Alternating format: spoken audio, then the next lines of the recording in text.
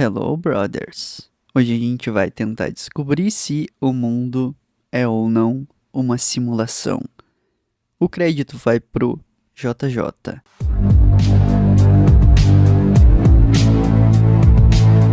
E se eu te dissesse que tudo ao seu redor é uma mentira? Que o chão sobre seus pés, o céu acima de sua cabeça, todas as suas memórias não passam de uma simulação. O mais bizarro de tudo é a gente pensar que a gente é só um conjunto de partículas subatômicas organizadas que magicamente ganhou consciência e se faz de tão importante. A gente é só uma bacteriazinha que se sentou para o jantar com os deuses e se fez de importante no final das contas, levando em conta o cosmo inteiro. Pode parecer um delírio, mas acredite, muitas pessoas pensam que estamos em uma realidade simulada. Elas não estão completamente erradas em se perguntar. A cada segundo, bilhões de pessoas vivem suas vidas sem questionar a natureza da realidade.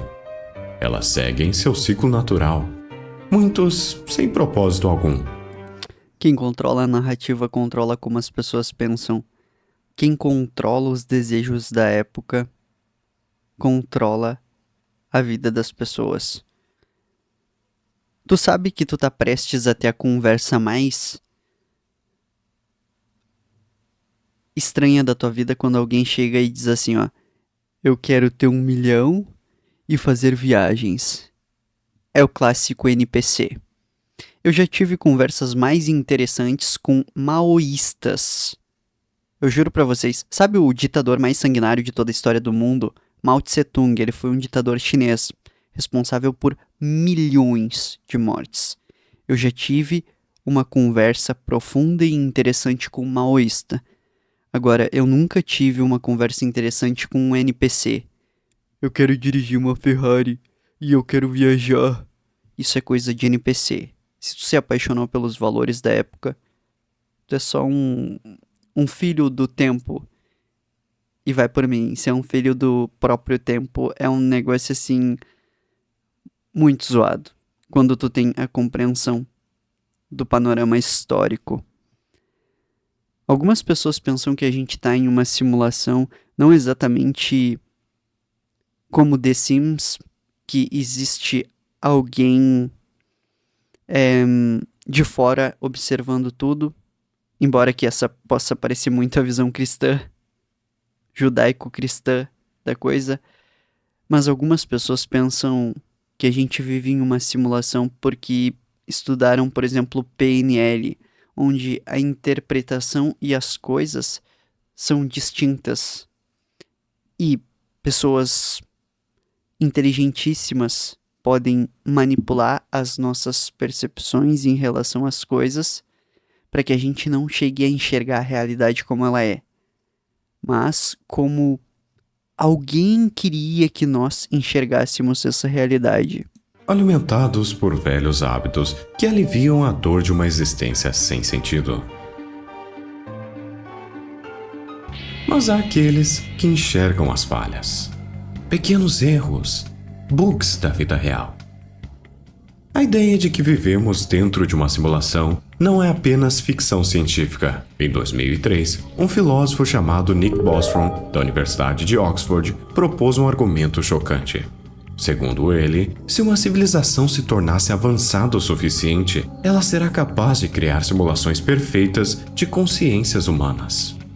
E se isso for verdade, a probabilidade de estarmos vivendo em uma dessas simulações é maior do que a de estarmos em uma realidade base. É que, assim, a gente provavelmente não seria a primeira civilização inteligente. E existe outra coisa, já existem computadores sendo criados a partir do tecido humano. Eu sei que isso é meio chocante de te ouvir e tudo mais, mas já existem computadores que utilizam um tecido muito parecido com o tecido do cérebro, se não tecido de células cerebrais, para funcionar. Lembra no filme Matrix, quando a inteligência artificial sai de controle e aí ela armazena todo mundo em umas cápsulas para roubar a energia das pessoas? O nosso corpo, ele é literalmente uma bomba de energia. A gente processa eletricidade e energia com mais eficiência do que qualquer outra coisa no universo. Bom, existem choquezinhos dentro do teu cérebro. Existem sinais elétricos dentro do teu cérebro acontecendo nesse exato segundo. Tu, no final das contas, é um negócio todo elétrico. Eu não sei se tu sabe. Então, os cientistas se aproveitando desse saber que o corpo humano é uma bomba de eletricidade, energia, etc., eles pegaram o tecido cerebral, configuraram redes neurais e já estão começando a desenvolver computadores com base nisso. É muito provável que os computadores do futuro não sejam mais totalmente eletrônicos, mas sim uma simbiose entre biologia e eletrônica. Pense nisso. Se no futuro os humanos criarem realidades virtuais indistinguíveis da realidade, como saberíamos que não estamos em uma delas, agora mesmo? Mas será que há algo que possa indicar que essa teoria tem fundamento? Muitos cientistas acreditam que sim. Existem anomalias estranhas na nossa realidade e, se prestarmos atenção, podemos enxergar as falhas do sistema. Isso segundo eles. O código da realidade é uma das ideias mais perturbadoras relacionadas à teoria da simulação. A ideia principal é que, ao investigarmos as leis da física em seu nível mais fundamental, encontramos padrões idênticos aos usados em sistemas computacionais, como se o nosso universo fosse um software extremamente avançado. E não só isso, do micro ao macro. Quando as pessoas exploram, por exemplo, partes do cérebro humano e depois elas olham para galáxias, a gente percebe que, existe algo análogo. Tu pega, sei lá, o teu pulmão e olha para uma árvore, existe algo análogo. Tu pega o teu coração, existe algo análogo na natureza. Ao menos a forma daquilo, sabe? O James Gates, pesquisador do campo da supersimetria, fez uma descoberta curiosa ao estudar as equações que descrevem o comportamento das partículas subatômicas. Ele encontrou sequências de códigos binários chamadas de códigos Block Error Correcting, códigos de correção idênticos aos utilizados em computadores modernos para garantir a integridade dos dados. Outro conceito que reforça essa ideia vem da teoria da informação e da mecânica quântica. O físico John Wheeler, um dos pioneiros da física moderna, sugeriu que a realidade não é composta por matéria, mas por informação. Ele criou a famosa frase "It's from bits", tudo o que existe vem da informação. Essa ideia sugere que o universo não é feito de átomos, mas de dados processados de maneira semelhante a um computador. Eu sou bem adepto à ideia de que o universo inteiro ele é informacional. Por quê? Porque os cientistas, pelo menos o que se chegou à conclusão foi o seguinte: vamos supor que a gente pegue um livrinho e queime ele. Parece que a informação desse livro continua contida nas cinzas do livro. E pra mim isso é bizarro, entendeu? Eu não consigo conceber um universo que não seja informacional junto. Bem, assim como uma tela de computador exibe imagens que são, na verdade, códigos convertidos em pixels, o nosso universo poderia ser um holograma gerado por um processador cósmico. Obviamente, eu sou muito burro para me aprofundar nesse assunto. Se o universo for uma simulação, ele teria limites programados, assim como qualquer sistema computacional. E, surpreendentemente, existem limites bem definidos na física que parecem funcionar como restrições artificiais. Por exemplo, a velocidade da luz. Nada pode ultrapassá-la, como se fosse um limite de processamento imposto ao sistema. Ah, pegadinha, porque existe entrelaçamento quântico. Basicamente, os físicos conseguiram entrelaçar quanticamente duas partículas, colocaram em lugares diferentes, e quando alteraram uma, a outra também foi alterada. E aí os físicos explicaram que não houve tempo entre a alteração entre as partículas entrelaçadas. E eles explicaram o seguinte: basicamente a informação passou por um universo não local. Ou seja, a informação da partícula A foi para a partícula B sem necessariamente passar por esse universo. Sacou?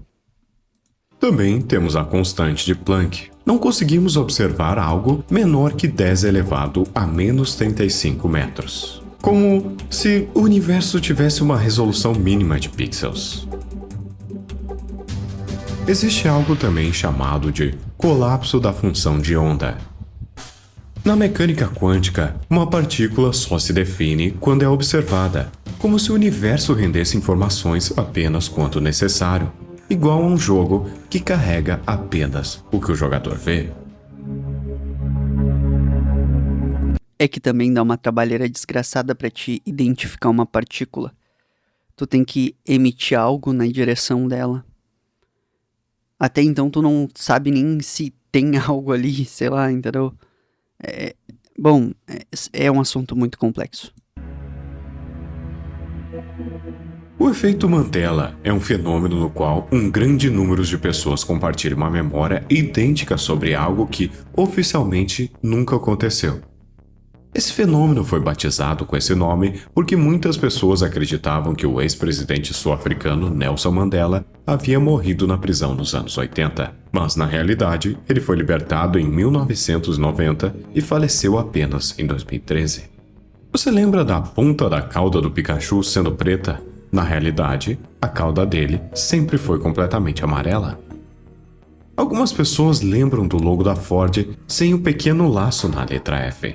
Mas ela sempre teve esse detalhe. Muitas pessoas juram que o chocolate Kit Kat já teve um hífen no nome, mas ele nunca teve, e por aí vai. A teoria da simulação sugere que essas inconsistências são bugs ou alterações no código da realidade. Como se uma inteligência superior estivesse modificando a linha do tempo e certas memórias não foram completamente apagadas. Se estamos dentro de uma simulação, a questão mais importante é: quem nos colocou aqui? Existem 3 possibilidades. 1. Uma civilização pós-humana. Nossos descendentes, milhares de anos no futuro, podem ter... Assim, se a gente parar pra pensar na hipótese de um criador da nossa realidade, parece que logo no início, nos segundos posteriores ao Big Bang, aconteceu de ter a mesma quantia de matéria e de antimatéria, de partícula e antipartícula. Em tese, quando tem uma partícula e uma antipartícula, elas se anulam, tá?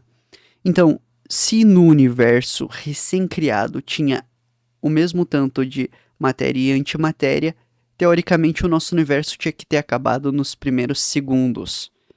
E aí entra a teoria do professor Hélio Couto. Um observador de fora desse universo teve que observar ele se formando para que houvesse o colapso da função de onda e então existir este universo. Quem seria este observador? Deus. Claro, isso é teoria do Hélio Couto. Eu não sei se está certo ou errado. Criado essa simulação para estudar seu passado. E nós somos apenas avatares de um experimento. Talvez a ideia de Deus seja simplesmente a consciência que controla essa simulação.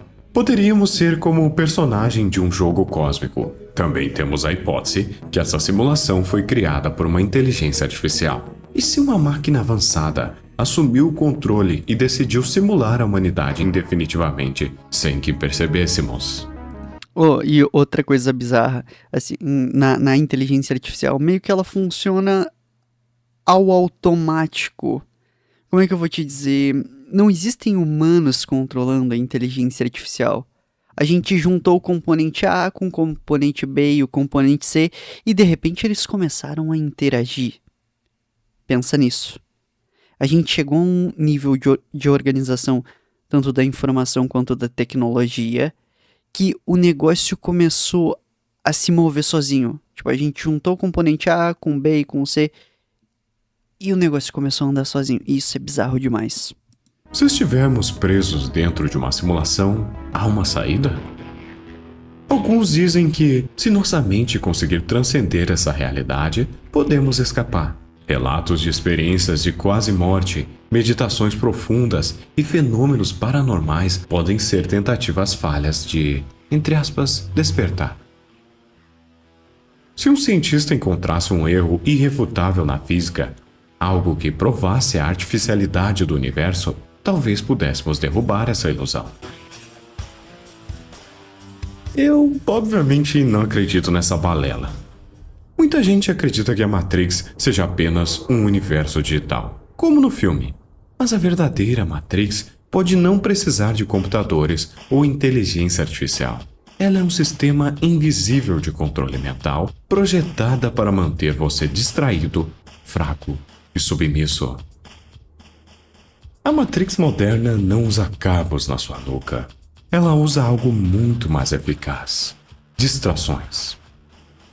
Por exemplo, enquanto você briga por políticos que nunca mudarão sua vida. Enquanto você se aliena com futebol, novelas e fofocas. Enquanto você gasta... Essa doeu em todos vocês que são assistidores de TikTok, futebol e novela escrota. Ai, meu Deus, e ainda veio do JJ. seu tempo com entretenimento barato e vícios. Você não percebe que está sendo escravizado. A Matrix precisa que você lute por ela, que você defenda um sistema que te mantém fraco. O maior truque da Matrix não é só te prender, mas fazer com que você ame sua prisão. Ela funciona como um labirinto de ratos. Eles colocam um pedaço de queijo na sua frente e te fazem correr atrás dele, sem nunca perceber que o verdadeiro prêmio não está no queijo, mas na sua liberdade. Você trabalha 8 horas por dia para um sistema que te paga o suficiente para sobreviver, mas nunca para sair dele. Você é ensinado desde criança a seguir regras, estudar, se endividar e obedecer. Você acredita que ter um diploma ou um emprego estável significa sucesso, enquanto os verdadeiros donos do jogo nunca seguiram essas regras. Porque você nunca vai vencer um jogo onde as regras foram feitas para te manter no mesmo lugar. E a verdade mais brutal de todas: 99% das pessoas nunca escaparão. Elas vão passar a vida defendendo a Matrix, brigando por causas que não importam e morrendo sem nunca terem vivido de verdade. Por isso, desenvolva sua mente. Leia, estude, questione tudo. Quanto mais você entende o sistema, mais poder você tem sobre ele. E quem sabe um dia, você escape. Call that pussy the Matrix, cause I'm in this bitch and I can't get out. Existe uma ideia na política que se chama correção política. Pensa no Lula dos anos 1980 e poucos, lutando contra a censura. Tão logo Lula chega ao poder, ele paga a imprensa inteira para ajudá-lo. Agora ele mesmo fala em regulamentar a internet, censurar os outros. Pensa na Rússia. Bolcheviques reclamavam da polícia do Estado. Começa aí o bordão de que a polícia são os porcos do Estado, entendeu? Começa lá na Rússia. Beleza, os bolcheviques chegam ao poder, tão logo chegam ao poder, criam a polícia bolchevique. A correção política é: Reclame do que dá poder pro teu inimigo, até ele desistir, e quando tu chegar ao poder, tu faz a mesma coisa que ele, só que com outro nome. É por isso que, pra ter poder, às vezes tu tem que quebrar certas regras. Já ia me esquecendo, quem for aluno do Rugir do Leão, hoje sai a 5ª aula. Bom, quem quiser saber mais a respeito, clica no primeiro link da descrição.